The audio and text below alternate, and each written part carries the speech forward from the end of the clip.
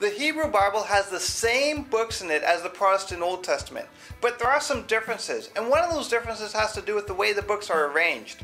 For example, the book of Chronicles in the Hebrew Bible comes right after Ezra and Nehemiah. Now this is strange because in chronological order, Ezra and Nehemiah follow the book of Chronicles.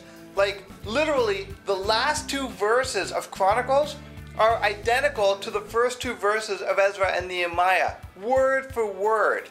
So why would anyone do that? Why would they take the book of Chronicles and put it after Ezra and Nehemiah? That's so strange. That would be like making Star Wars episodes 4, 5, and 6 before you made Star Wars episode 1, 2, and 3. Like, why would anyone do that? Scholars speculate that the reason why Chronicles is placed after Ezra and Nehemiah in the Hebrew Bible is because during the formation of the Hebrew Scriptures, Chronicles was canonized after Ezra and Nehemiah, and so then it was just placed in that order. There is no firm evidence for this, but there is evidence in the New Testament that Chronicles was the last book in the Hebrew Scriptures that Jesus used.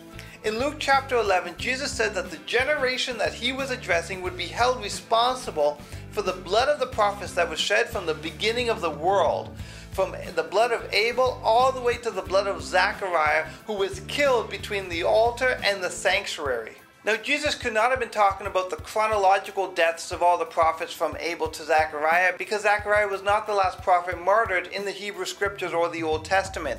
The Zechariah that Jesus is referencing, according to most scholars, was martyred around 800 BC. His story can be found in 2 Chronicles chapter 24. And the last prophet mentioned in the Scriptures to have been martyred by an Israelite in the Old Testament or in the Hebrew Scriptures was a prophet named Uriah, who died around the year 600 BC, which is 200 years after Zechariah. This evidence suggests that Jesus is not trying to cover the chronological deaths of everyone from Abel onward, but rather he was covering the scope of scriptures that he knew from Genesis all the way to the last book that he knew, which was Chronicles.